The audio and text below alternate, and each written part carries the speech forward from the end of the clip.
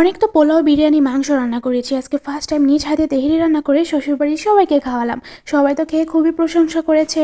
So hello viewers, আসসালামু আলাইকুম। It's me Farhana Nishu and welcome to my new cooking video.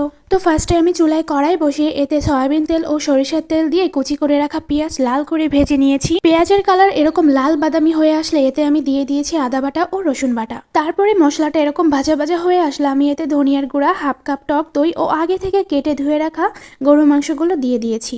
তারপরে এলাচ, লবঙ্গ, দারচিনি ও গোলমরিচ দিয়ে আমি এখানে রাঁধুনি তেহারির মশলা অর্ধেক পরিমাণে দিয়ে দিয়েছি, কারণ আমার মাংসের পরিমাণ ছিল হাফ কেজির জন্য আমি অর্ধেক পরিমাণ মশলা ব্যবহার করেছি। তারপরে পরিমাণ মতো লবণ দিয়ে আমি হাফ কাপ পরিমাণ পানি দিয়ে মাংসটি বেশ কিছুক্ষণ কষিয়ে রান্না করে নিয়েছি। মাংস রান্না হয়ে গেলে আমি মাংসটা বাটিতে তুলে নিয়েছি ও মাংসের যে তেল আর ঝোল ছিল সেটা আমি কড়াইতেই রেখে দিয়েছি, কারণ এই তেল ঝোলেই আমি চালটা ভেজে নিব। তো চালটা আমি পানিতে 10 মিনিট ভিজিয়ে খুব সুন্দর করে পানি ঝরিয়ে নিয়েছিলাম। তারপরে চালটা সুন্দর করে এই মশলাই ভেজে নিব। তো চালটা আমি খুব সুন্দর ঝরঝরা করে ভেজে নিয়েছি। কখন বুঝবেন আপনার চালটা ভাজা হয়েছে? যখন দেখবেন যে চাল একটার সাথে আরেকটা লাগতেছে না, তখন বুঝবেন যে আপনার চালটা খুব সুন্দর করে ভাজা হয়ে গেছে। তারপরে আমি চালে ফুটন্ত গরম পানি দিয়ে দিয়েছি। আমার যে পরিমাণ চাল ছিল তার দ্বিগুণ পরিমাণে পানি দিয়েছি। তারপরে এখানে 2 চামচ গুঁড়া দুধ ও 1 চামচ চিনি দিয়ে দিয়েছি। তারপরে ভালো একটা ফ্লেভারের জন্য আমি এখানে 4-5টা কাঁচামরিচও দিয়ে দিয়েছি। দিয়ে অনেকক্ষণ ঢেকে আমি একটু দমে রান্না করে নিয়েছি।